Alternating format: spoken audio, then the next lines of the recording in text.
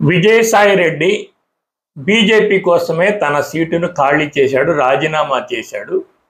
అయితే తిరిగి ఆయన్నే బీజేపీ ఎంపీగా అంటే రాజ్యసభ సభ్యుడిగా నియమిస్తారనే వార్తలు వచ్చాయి. ఇప్పుడు దగ్గరలో దాని నోటిఫికేషన్ వెలువడబోతుంది ఇవాళ రేపట్లో. తిరిగి ఆ వార్తలు వచ్చాయి. కానీ దీన్ని చంద్రబాబు నాయుడు ఇష్టపడటం లేదు. వైసీపీ నుంచి వచ్చిన ఆయన అనేక కేసులను ఎదుర్కొంటున్నాడు. ఇక్కడ అనేక వర్గాలతో మన తెలుగుదేశం పార్టీకి విభిన్నంగా ఆయన నడుస్తున్నాడు కనుక ఆయన తిరిగి రాజ్యసభ సభ్యత్వం ఆయనకి ఇవ్వడం తనకి ఇష్టం లేదు. బీజేపీ నాయకులను ఆయన కన్విన్స్ చేయగలిగారు చంద్రబాబు నాయుడు. దాంతో విజయసాయి రెడ్డిని కొద్ది రోజులు వేచి చూసే ధోరణితో పక్కన పెట్టినట్టుగా ఢిల్లీ వార్తలు చెప్తున్నాయి. అయితే ఇప్పుడు ఆ సీటుని ఎవరికి ఇస్తారు? అయితే జనసేన, తెలుగుదేశం పార్టీ ఆ సీటును బీజేపీకే ఇస్తున్నాయి. కానీ బీజేపీ రాష్ట్రంలో ఎవరినన్నా నియమించాలి అని ఎదురు చూసినప్పటికి కూడా అందుకు తగ్గ అభ్యర్థి ఎవరు బీజేపీకి మనసులోకి వచ్చినట్లేదు.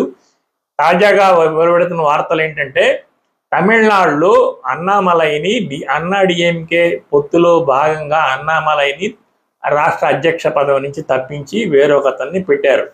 సో అన్నామలైని ఇప్పుడు ఈ ఎంపీ సీటుకి కేటాయించాలని చెప్పి బీజేపీ ఆల్మోస్ట్ నిర్ణయం తీసుకుంది.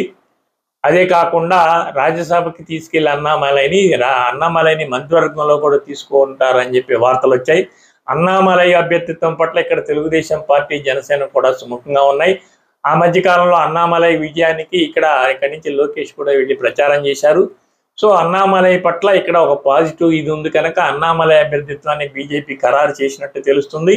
అన్నామలై ఆంధ్రప్రదేశ్ నుంచి రాజ్యసభ సభ్యుడిగా, బీజేపీ రాజ్యసభ సభ్యుడిగా కేంద్రంలోకి వెళ్తారు. అక్కడ ఆయనకి కేంద్ర మంత్రి పదవి కూడా దక్కే అవకాశం ఉంది.